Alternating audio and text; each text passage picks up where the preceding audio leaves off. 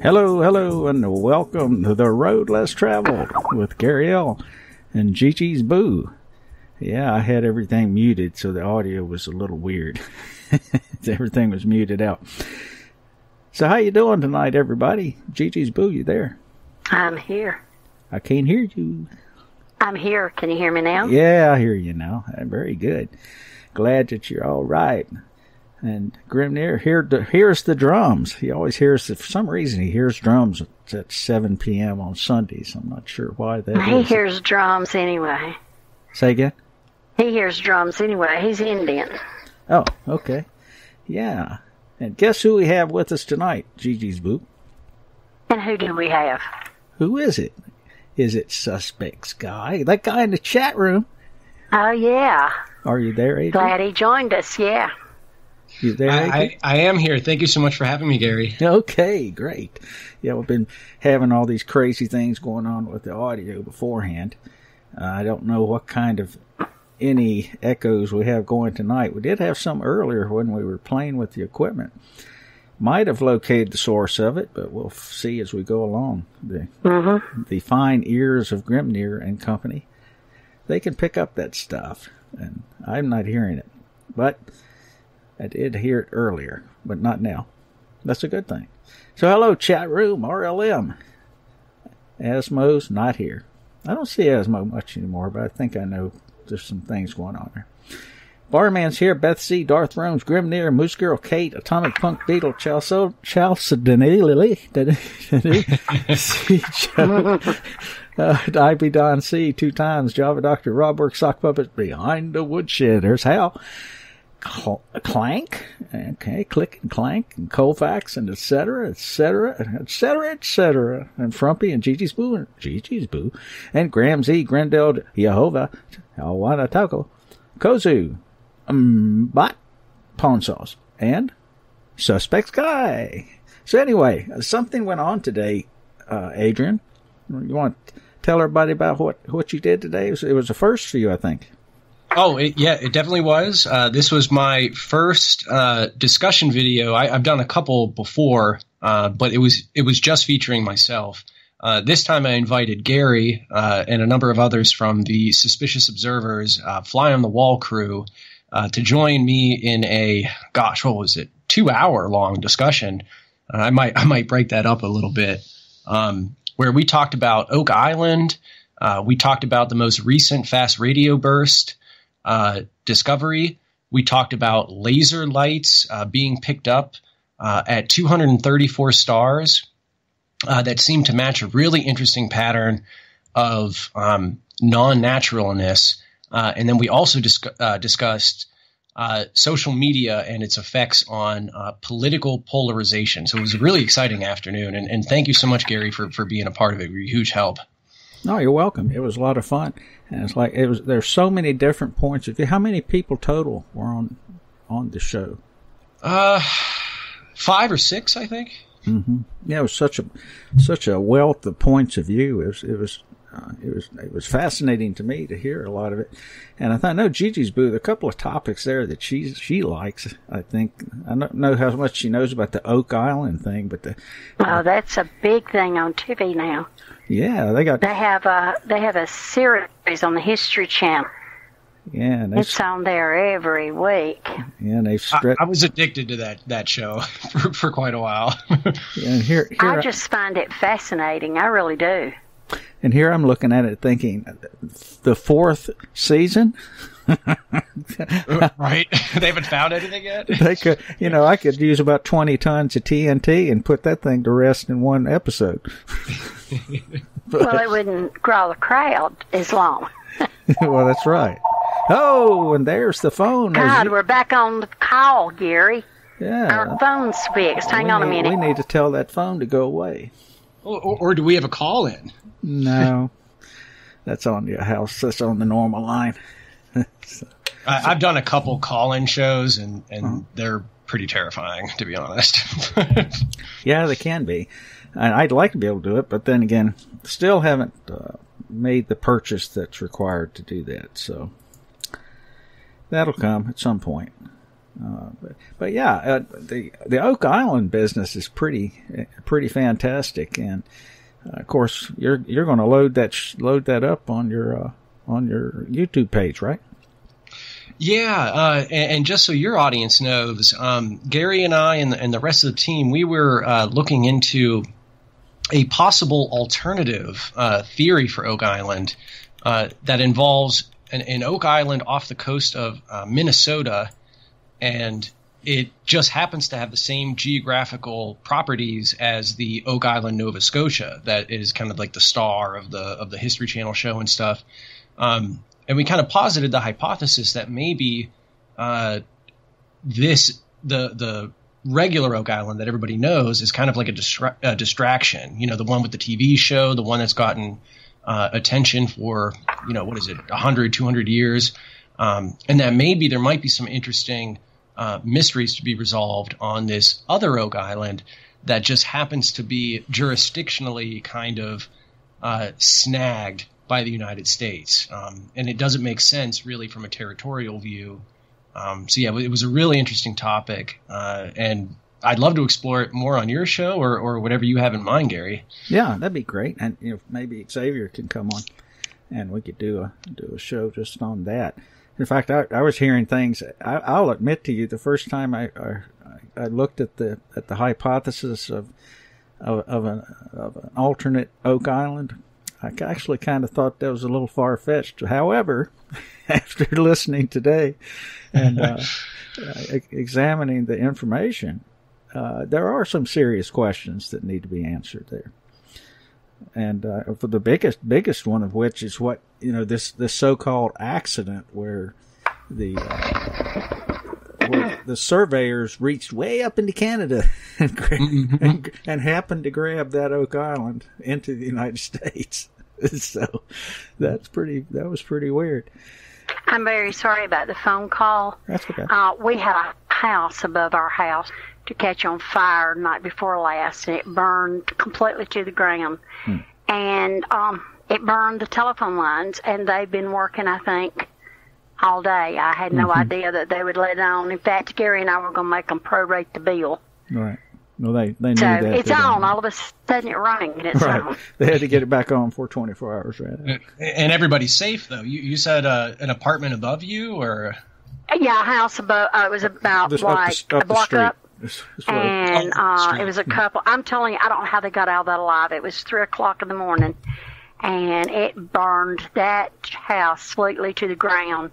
And to the house to the right of it, it melted all the vinyl siding and everything. It's very scary. Very scary.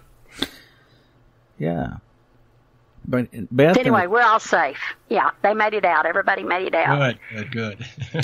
Beth in the chat room, Beth Z, if you noticed that, Adrian, she has there's a family property about a half hour from Oak Island, Nova Scotia. Beth's in Canada. Wow. Oh man, count me in.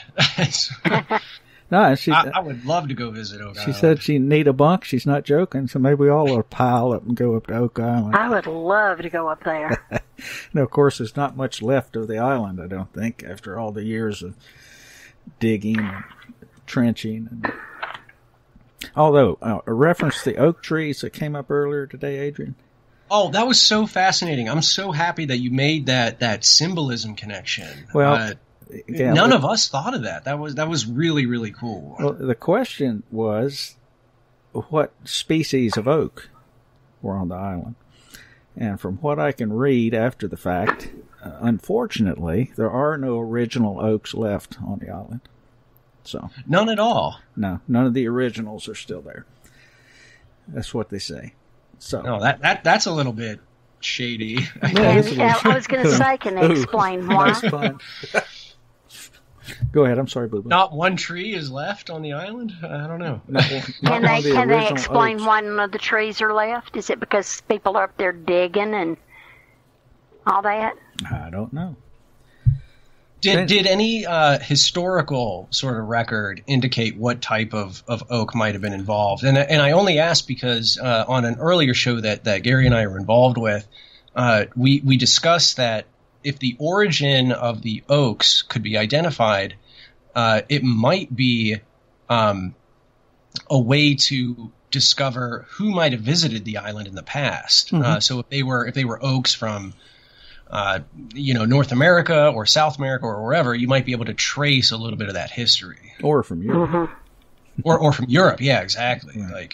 That's a good avenue of, even though there may not be any oaks left, I suppose it's possible that if you had a geologist on board, could go down to the appropriate level and see if there are any acorns that they could run a DNA check on. Yeah, that would be very interesting. And to Beth, if you live 30 minutes from there, I would love on our next show to hear if you might have found an acorn or two. Maybe you could submit it to a lab or something. Yeah, so anyway, that was a pretty interesting topic. I thought Gigi's Boo would be interested in. And let's see, had some other topics too. Had the lasers, interesting. The fast radio burst, interesting. I heard some fairly interesting prosaic explanations for all that. Not sure I'm on board with them all. But yeah, I'm a little bit shaky on some of Trevor's analysis, but I definitely respect his opinion, like with the whole non-random natural origin hypotheses. Like they definitely need to be explored as well as the artificial ones. Oh, sure do. Absolutely do. And then there was the topic of fake news, and that's something that's near and dear to many people's hearts here in this chat room, I think. The fake news and the mind control and all that good stuff that goes along with it. I personally, as I gathered from the group, I have a little bit of a more radical point of view about that than I think many people do. So I'm probably more on your camp than the others. So yeah. Well, we have, as I heard earlier, maybe a fringe point of view. I promised I'd leave that alone, but which is important to look at. I mean, you can't just analyze the way that social media works without questioning it. I mean, there are algorithms designed to present you with content that you want to see, right? And you as an unbiased sort of third-party observer, you do have the right to kind of question the way that you're presented information. Sure. And this is kind of unprecedented because it's pretty much, I don't know if it's my generation or the generation after, but those people are being presented information in a really unique way, and it's important that they question how they are presented that information. Right. I agree with you. And also just important to determine what the agenda is behind the entire program. And I think I kind of have a handle on that personally, but Gigi's Boo, you still there? I think we left. Yeah, I am. I think we left you behind. You had something to say, I think. I said Beth put on in the chat room that they were not native to the area. That the oak tree? They say that the oak that was there was not native to that area. Okay, so the presumption is that someone had to put them there. Right. Which that goes back to the context of the esoteric meaning of oak.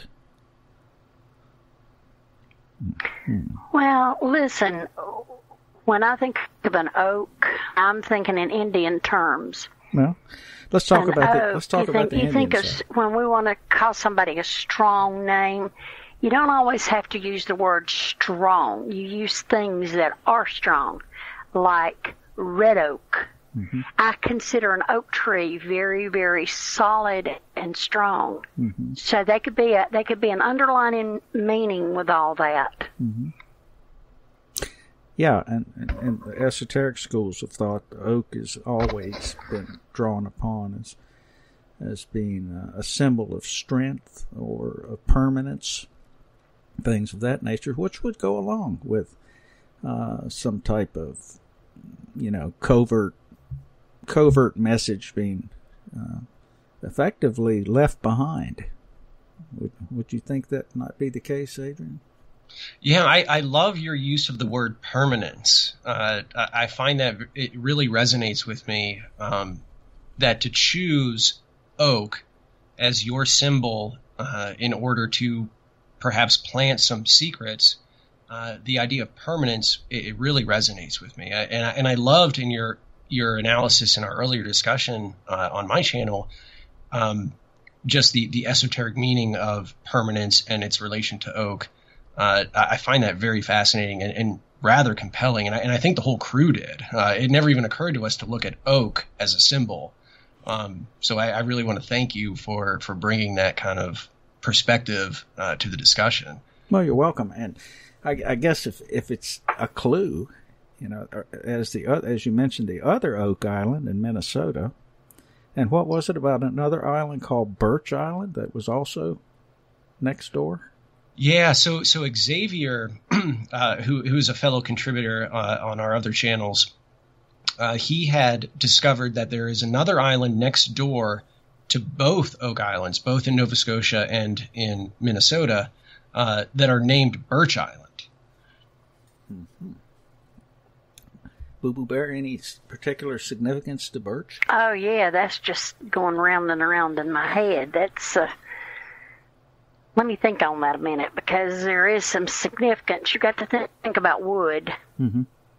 Wood, and the tree itself, a giver of life.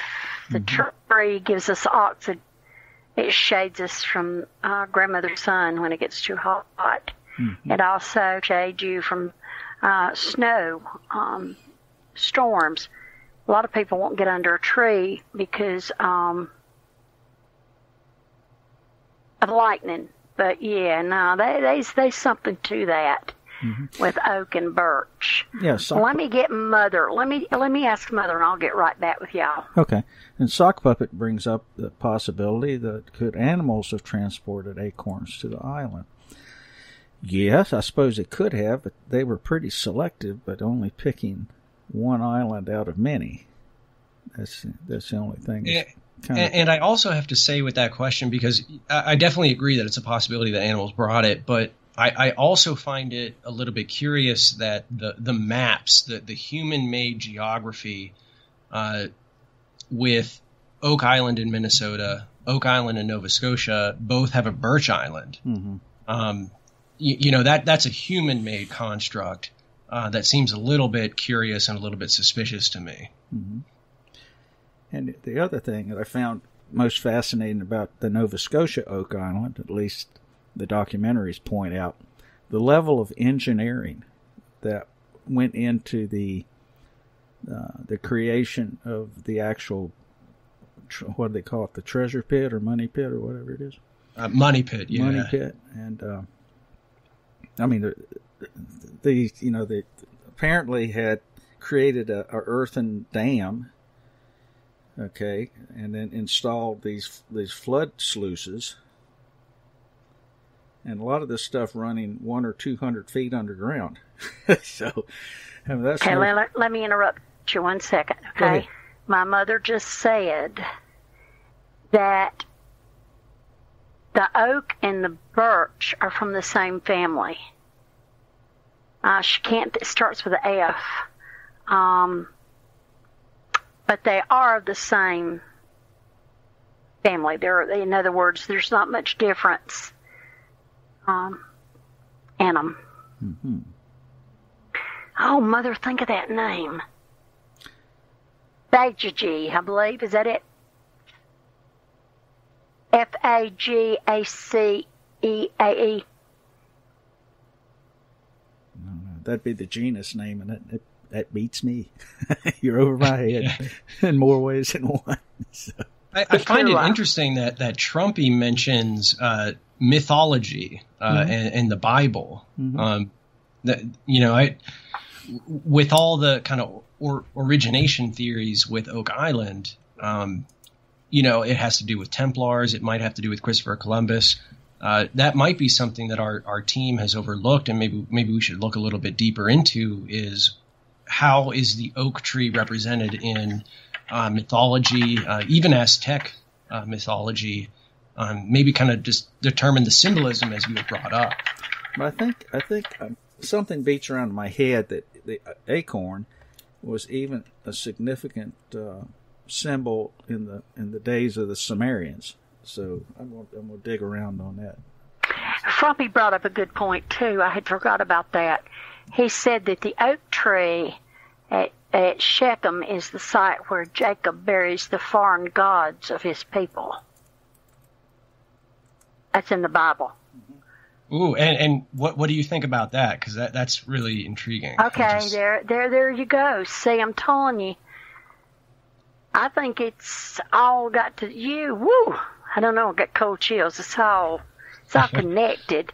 I guess it's how you believe a God. I worship Yahweh, the one and only, the great I am. But yeah, that's that. Thank you, Frumpy. That kind of smacked me in the face. I had forgot about that. Yep. That's something. Yeah, and Grimnir found your okay, there you go. The Mother Beach was family. right. Fagaceae. How do you pronounce that? Fagaceae? I don't know. Beats me. According to Wikipedia. Okay, well, Wikipedia's not totally bad. The trees played an important part in our culture. Nobody could understand how we knew so much that was going on, say, from one village to another village. We tree knocked. Mm-hmm. We tapped on the tree. And you got to remember, back then things weren't as loud. The noise level was very quiet back then. There was nothing motorized. You heard the crickets and the wind and everything. And if they wanted to send a message, they tree knocked, where the Western Indians sent smoke signals. We tree knocked, and we made a trail. If you'll read the trees that everybody are finding bent in the forest, they're bent kind of in a U shape and they come up. That was a trail marker. So trees are very important in my culture. And if you think about it, in most every culture, they're important. Well, I just love that we've been focusing on the tree as a symbol. And, Gary pointed this out to us earlier this afternoon, and that's something that I think has been kind of dismissed or not really thought about to the extent that it should be. I mean, it's called Oak Island, and nobody has really thought about the oak part of the name of the island. And trees have a lot of symbolism to it, and a lot of, I guess you can call it metaphor or whatever, but it seems that we might be missing part of the puzzle here. Mm-hmm. That just hasn't been really looked at. And it could be who's supposed to have buried all this treasure? Well, that's the $64,000 question. Well, how do they know it's there? Well, apparently they've done core drillings and come up with little pieces of gold jewelry and things like that. Mm-hmm. Well, yeah, it might be in Minnesota. Mm-hmm. Anyway, back on the acorn, is considered to be an emblem of good luck, prosperity, youthfulness, and power. The acorn is a good luck symbol. It may also represent spiritual growth. The Norse believed the acorns displayed on a windowsill would protect the house from lightning. This may seem somewhat trivial, but back in the day, it was widely accepted. Mm-hmm. So, and we took the acorn, leached them, got the bitterness out, 2 weeks in the creek of a running water, and then we beat them into flour, so it's life-sustaining. You can cook with them, so that would be life-giving. Good luck, life-giving. It's multi-purpose. Mm-hmm.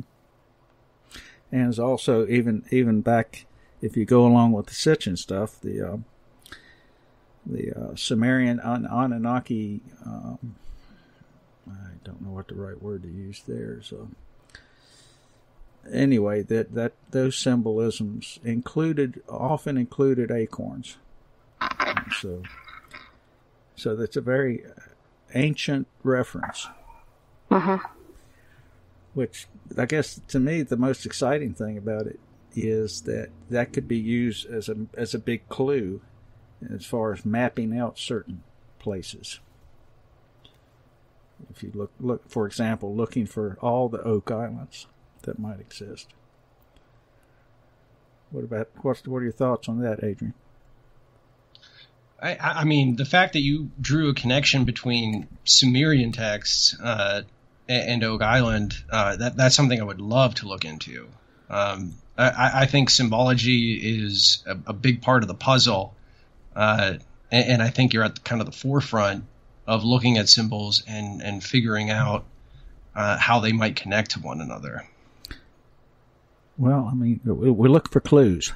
That's the best we can do, and we've come up with a hypothesis, try to disprove it, and see where we go.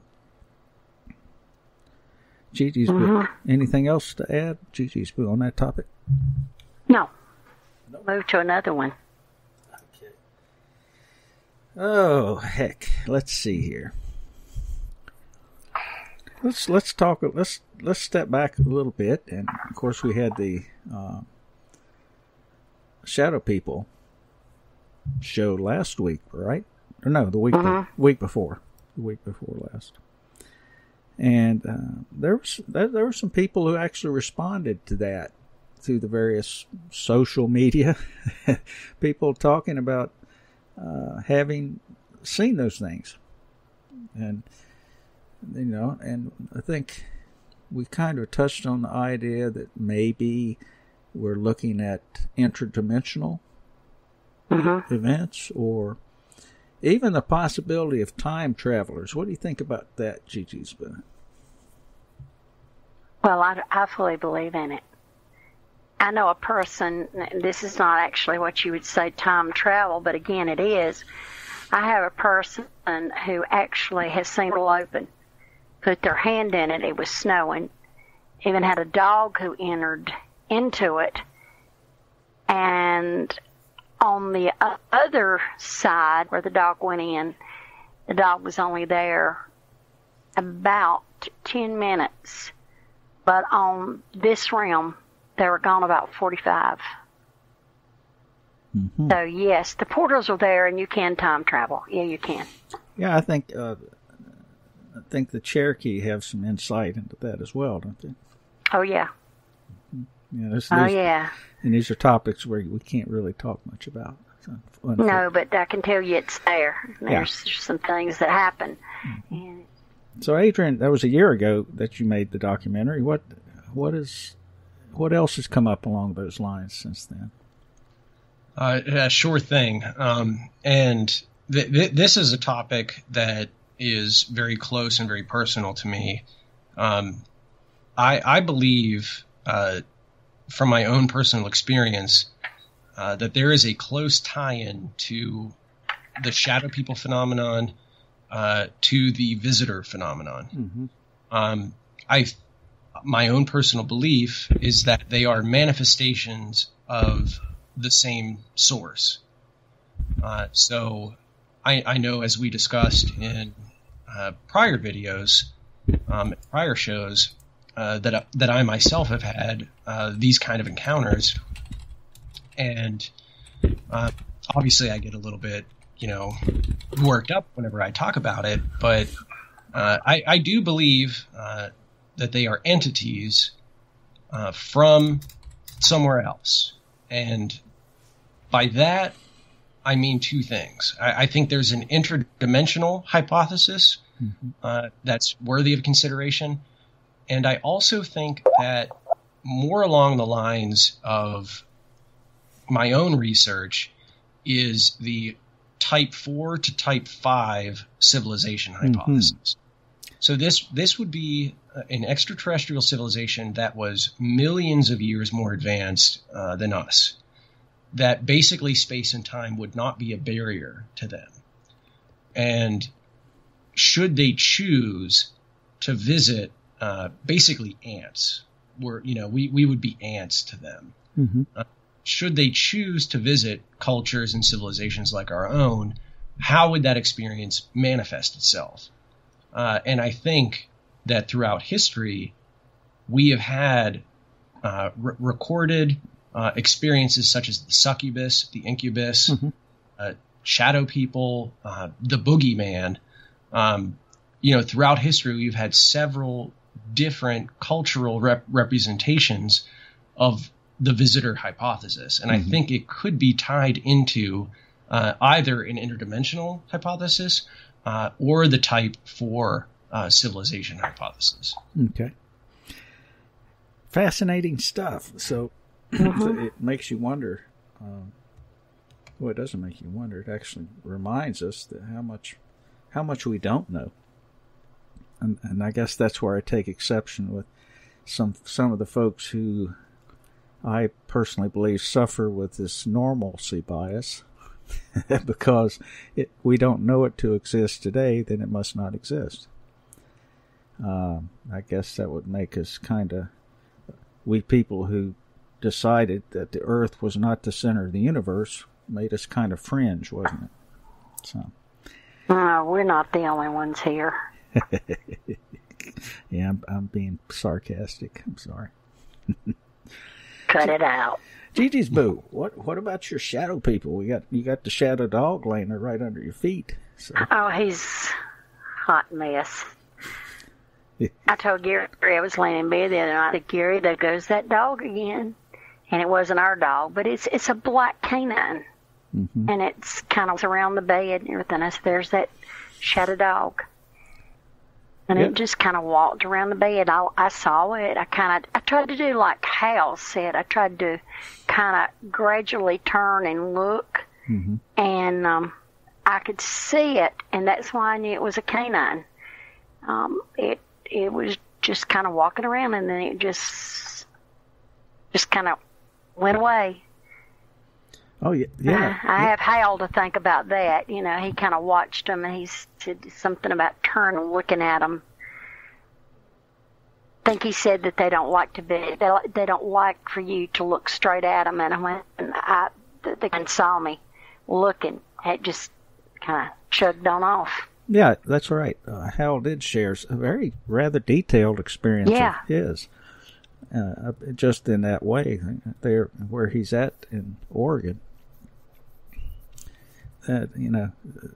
Basically, as I understood him to say, that they would be essentially moving through the woods until he looked at them, and then they would kind of either stop or take off and away from him, that sort of thing. So he had the distinct impression that they were quite aware of his observation.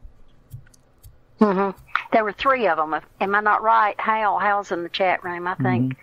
He said there were 3 of them behind the tree. I think that's what he said. Mm-hmm. And it was very fascinating to me because... Yeah, Adrian, have you ever heard of the case where the shadow people are gun shy, so to speak, that they don't want to be seen? I definitely have heard of that, and I think it might tie a little bit into the what is it? Schrodinger's quantum mechanical hypothesis that when you observe something, it changes. Mm-hmm. It's either dead or alive simultaneously. Exactly. And kind of the moral of the story was that when you observe something, its reaction will change to you. And I think that brings up a couple of interesting ideas because either one, shadow people, ghosts, visitors, whatever you want to call them, either they're a sentient force that is responding to your stimulus of you observing them, like a conscious kind of being reacting to you, or it's a force of nature, which is just kind of following the natural physical laws of the quantum mechanical kind of Schrodinger idea that if you observe it, it will react. And both, I think, are equally kind of mind-numbing. So it's a really interesting subject. Yeah, and we talked also about the remote viewing, which, according to reports from folks like Ingo Swann and those sorts, that they had run into situations where the people they were observing became aware of them, and as they were remote viewing them. Gigi Spoo, you've had some thoughts about remote viewing, haven't you? Yeah, I told you, Gary gets tickled because I call it the Spider-Man hanging off the house looking in the window at me. It was upside down. And I saw it, and it scared the you-know-what out of me. He was at work. And I called him. I said, Gary, there is somebody hanging off the top of the house looking in at me. And he said, how does it look? And I said, it looks like a man, and he's just hanging upside down looking in the window. Sort of like you see Spider-Man climb up a window. Mm-hmm. That's this way it looked. And he said, you're probably getting somebody that's doing remote viewing. And after he told me that, I got okay. I was all right with it. I haven't seen that, but maybe twice. Adrian, you familiar with the remote viewing program? I am, but I'm so interested in what she just said because that might have been a visitor experience. Mm-hmm. Would you be able to describe it a little bit more? Could you describe like the color or what you were feeling or even the temperature? When I found out that it was looking at me, the blinds were open because Scary is at work and the dog was here with me and I wasn't worried. And I just kind of had an eerie feeling that something was kind of, it wasn't exactly right. And nothing really I could put my finger on, just something just really wasn't right. And I heard the dog kind of do a low growl, and I ran and got the gun. I said, so, I'll pop somebody if they try to come in on me. But I happened to I was started toward the kitchen, and I turned around, and it was just, it looked like a man dressed in gray. Could see his eyes. That's about it. That's all I could see was the eyes. They were kind of hanging upside down, viewing me like that, just hanging. And that's when the hair on the back of my neck stood up and I got scared. Because it was not, I knew it was in a male form, a human form, but I couldn't make out much of the features. It was almost hung like a bat too, but it looked like it was holding on. Yeah. That's what I call Gary. that is creepy, and I can already tell like the emotional response that you have. It was, you could hear it in my voice. I was scared to death, and I had the gun, and me and the dog ran, and I don't know why. I went in the bedroom and locked the door. I could have come in. If it was somebody that could come in like that, they were going to come in and get me. But I was on the phone with Gary, and Gary kind of calmed me down, and that's that. I got through that okay. But I've had some bad experiences in my life, and I'm not too scared of many things, but I can be spooked, and it takes something extraordinary to spook me, but that did. That did. It's almost primal. You know what I mean? Like your body just responds to the visitor experience in like a primal way. You can't explain it, but you just know you have to fight or flight away from it. Mm-hmm. Fascinating. Yeah. Hal pointed out that he saw one each time, but there were 3 different occasions. Oh, 3 different times, okay. Yeah. But in any case, they were aware of him, clearly. So, I don't know. That's just one of those. We just don't have enough information on those topics, I'm afraid. Graham said it was probably Mothman. No, Mothman's eyes glow, if I'm not mistaken. Don't they, Gary? there have been reports that way, but Mothman's usually also associated with a disaster, an impending disaster. So hard to shoot an ethereal being. Of course, I was going to give it a try, Graham. We shoot him with an ethereal bullet. At the time, I really didn't know what it was. I just knew it was something looking, and I was getting ready to. I got the gun and the dog, and we ran.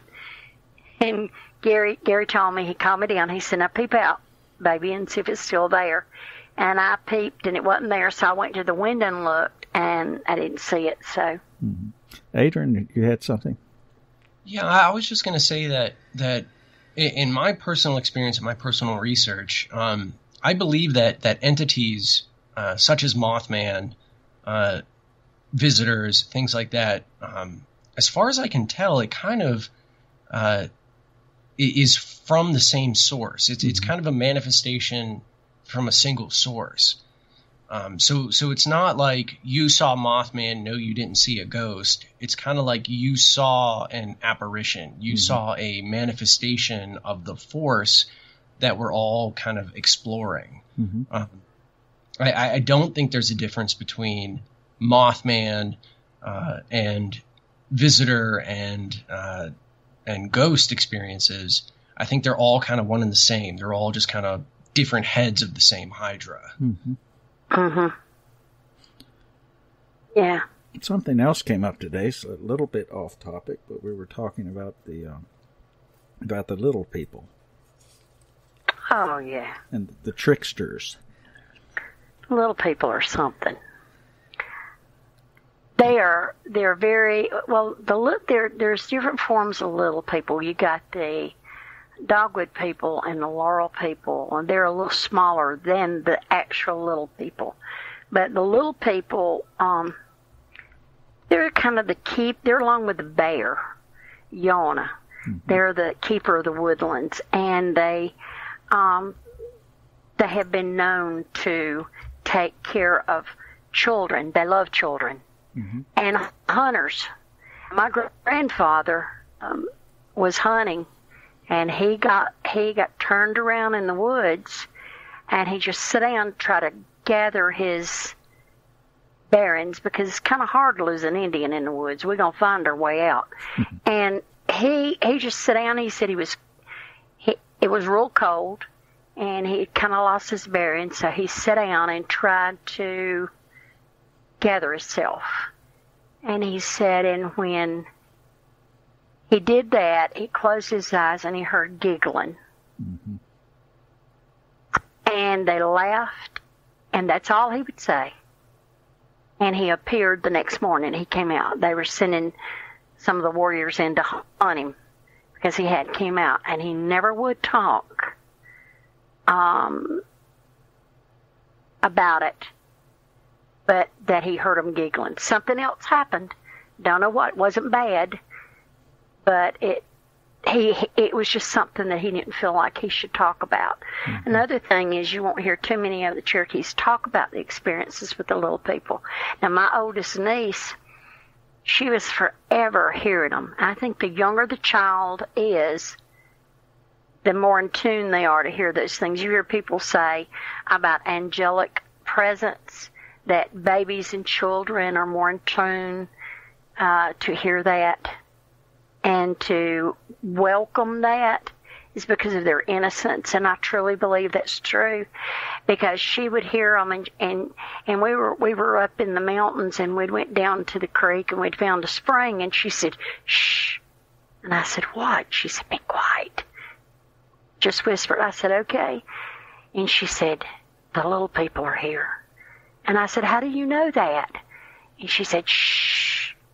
And so I followed her. She wasn't but about maybe 5 at the time. And she said, "I smell them." I said, "What do they smell like?" She said, "They smell like a cucumber. They smell wonderful." And she said, "Don't you hear them laughing?" And try as I might, I was very, very quiet, and I couldn't. And she followed all around with her eyes and laughed. She could see them. I couldn't. So they're there, and I think it's the innocence of a child that they appear to. Now, the dogwood people are a little bit more mischievous. They hide things, and they're about the size maybe of what the Irish call a brownie, and they do all kind of silly things and stuff like that. But the little people are very protective of the woodlands and the hunter and lost people. And another thing, if you ever in the woods and you hear them singing, just be quiet and go the opposite direction of where they're singing.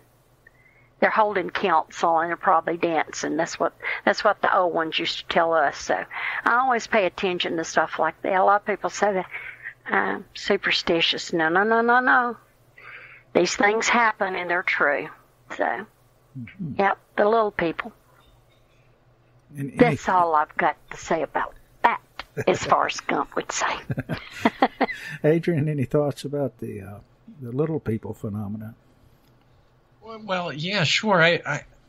My personal take on that is that it's another manifestation of the visitors. Mm-hmm. So I think throughout recorded history and contemporary history that people have seen a lot of weird stuff that they can't explain, but it always involves a visitor coming and interacting with a person. Mm-hmm. Whether it's an alien abduction, whether it's a gnome, whether it's a ghost, it's always something is coming to interact with the individual.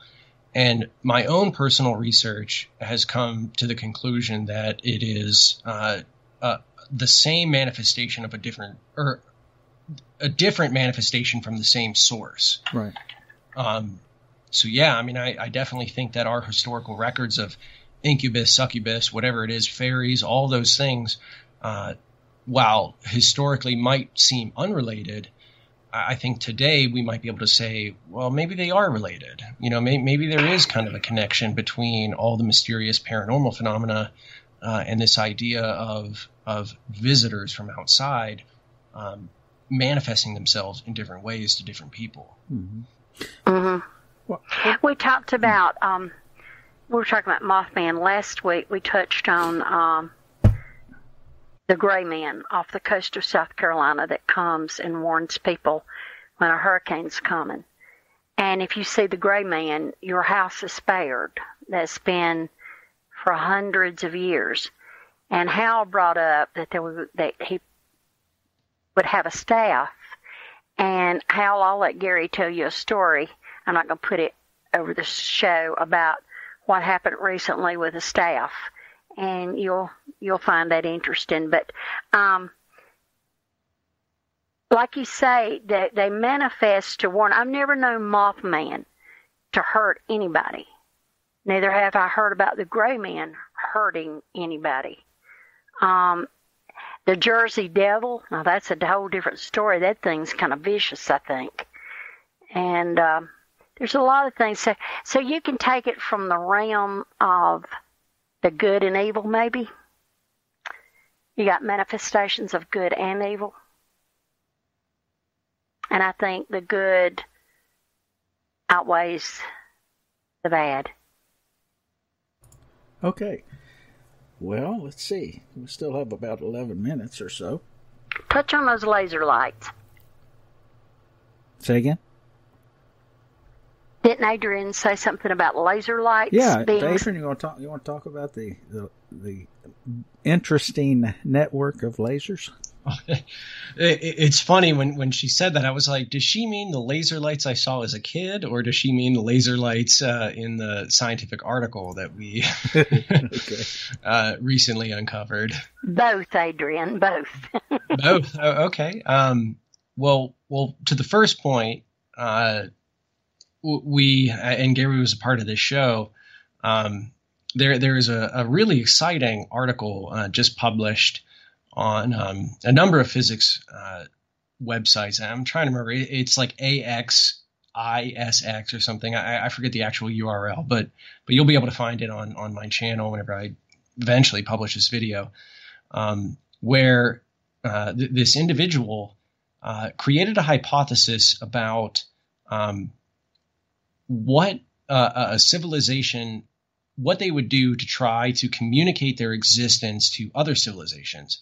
And I've discussed this in length with other channels about the issues with that. You know, I don't think it's a good idea to broadcast your existence, but should a civilization choose to do that, one way they might do it is to build laser platforms in orbit around their host planet, and possibly outside of their host planet, a little bit outside of the heliosphere of their local star, and broadcast a pattern using lasers.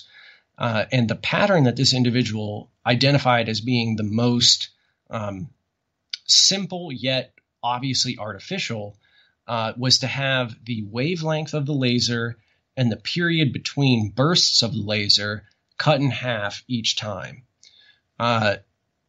He went and dug into the data of about 2.5 million stars that were scanned, over the last decade or something.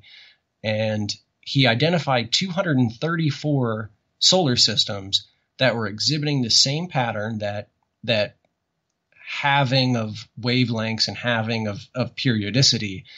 He found about 234 stars, and the overwhelming majority of them happened to be in a sun-like solar system, so a G-type star or better. So it was a really fascinating article. I reached out to a number of physicists at the University of Pittsburgh, and none of them wanted to touch it. They did respond that it was intriguing, but that it required, what did they say? Extraordinary claims require extraordinary proof. I heard that quote about 3 or 4 times. But none of them disproved anything. It still remained a valid argument. So it was a really interesting article, and it's just like a week old or something, maybe 2 weeks old. So it's very cutting edge. Okay. And that's pretty fascinating to me, because it does suggest, if it is not a natural source, it suggests an intention. Right. And that's pretty fascinating. So whoever's behind it, and whatever the reasons are for it, there is a definite intention involved. So what about I think you already talked about this actually, but your childhood laser experience was... Oh, sure. Yeah. And then lasers take a different turn from my adult life when it comes to my childhood. And I know a couple of weeks ago I discussed this with you, but I've had a number of visitor experiences in my own life, which has kind of motivated me to become active in the community and to create the channel that I've created. But my own personal experience involved when I was a young child, about 5 or 6 years old. And I used to go downstairs and I used to watch morning cartoons. And one morning when I was doing that, I started to hear a voice coming from my father's study, which just happened to be next door to the living room. When I walked in and I looked up, there were red laser lights zinging around the roof or the ceiling of my father's study. And it spoke to me, and it said, "Lonely little boy." And that experience to me has pretty much shaped my entire life's involvement with this community. And I'll never forget when the next thing that I remember was my mother picking me up and dragging me to the couch, and I'm crying and I'm hysterical. And she said, "There's no such thing as ghosts. There's no such thing as ghosts." And wait a minute. Can I ask a question? Sure. Why would she say that? Why would she say that because if she didn't see something too? Yeah, because I was standing there in my father's study, and I was just screaming, "Lonely little boy." And I've had a history, at least when I was a child, of having sort of those encounters. I would oftentimes wake up and scream to my mother when I was a child and say they're like in my room and stuff. So this wasn't anything new to her. But this time I had been downstairs and she had picked me up and had screamed, there's no such thing as ghosts. And whenever she said that, every electronic appliance in our house exploded at the same time. So it was a really, really bizarre scenario. Holy crap. Yes, something that I still wrestle with today as an adult, but is something that has motivated me to like pursue this field diligently, to apply like logic and whatever, just to try to figure it out. And I just want to bring up something else too. When I was a kid, I was terrified of lamps, and I know that sounds kind of ridiculous when you hear it off on its face, but some of the research I did with Whitley Strieber and stuff, apparently inanimate objects can engender a type of power or at least like an emotional response whenever you see them. And it was always curious whenever I had read about that and kind of researched it, how my response to lamps as a child kind of makes sense in this visitor kind of context as now I'm a grown up. I even remember when I was, 8 years old or something, my parents were throwing out their lamp in their bedroom, and I took it out into the backyard and beat it to shit with a baseball bat. And it's just this weird kind of connection that you can have with inanimate objects. And Whitley Strieber really kind of explored that field a lot. And I can just say that me personally have experienced a lot of what he discussed in his theories. Well, what do you think about that, Gigi's Boo?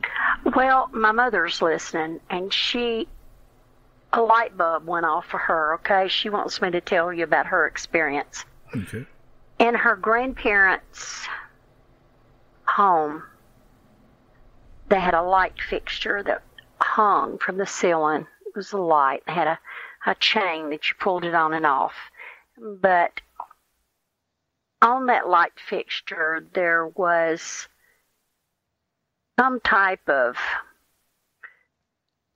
electrical little box or something that was connected to it that was up near where it connected to the ceiling. She was terrified of that light fixture. And I can totally emotionally understand that reaction. Like it's irrational, she said that when she looked at it, it terrified her, and the only thing that she could say to her parents were, "The monkey's gonna get me. The monkey's gonna get me." And it was, wait a minute.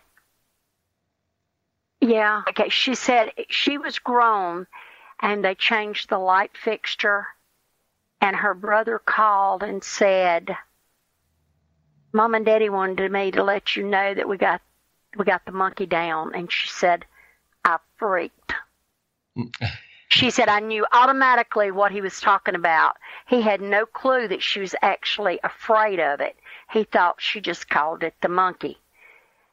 And she said she never had any problem whatsoever going back into that room after they took that down, but her whole life she had a problem going into that room. Absolutely fantastic. What a story. She's listening to the show, and I mean, she said, she whispered to me, and I had to mute, and she told me about it, and she said it's just like a light bulb went off when he said that. So there is something to objects. Yeah. Let me tell you about something that frightened me. I haven't even told Gary about this. I love abandoned buildings, abandoned places. Okay, I'll be real quick. I was online looking at an abandoned place, and it was a church, and it took you into the basement. And for a split second, when I saw that basement, it was finished with columns. You could worship there. For a split second, when I looked at that dark basement with those columns, I had a great fear worship. Don't know why. Okay. Hadn't even told Gary that. All right. Well, there's a whole lot to see. The more we talk about, the more that needs to be discussed. What do you think, Adrian? And we're out of time. Just scratching the surface. And I really want to thank your mother for sharing that story, because with lamps, it seems kind of ridiculous, but the more I look into Whitley Strieber's theories and stuff, like it starts to kind of form into his hypothesis. And, thank her very much for sharing that story. I really appreciate it. I sure will. Okay, and thanks, Adrian, for coming back. And obviously, you'll have to come back again because next week. Come back next week because this discussion continues to expand, which is cool, and that's a neat thing. Adrian, you want to plug anything before we take off here? Oh, no, the only thing I could plug is I love this show. It's been a real pleasure to be a part of it. And I look forward to finishing up our discussion that Gary and I had earlier today. So look forward to it on my channel, SuspectSky. And thank you again. It's always happy to be here. Okay, and thanks for coming. And we look forward to the next time. But Gigi's Boo, anything to say? Oh, no, just I love you all big to my heart. All righty. As do we all. And thanks again for listening tonight and joining us on The Road Less Traveled. And we look forward to seeing you again next week. Same time, same station. Have a good one. We'll see you. Bye-bye.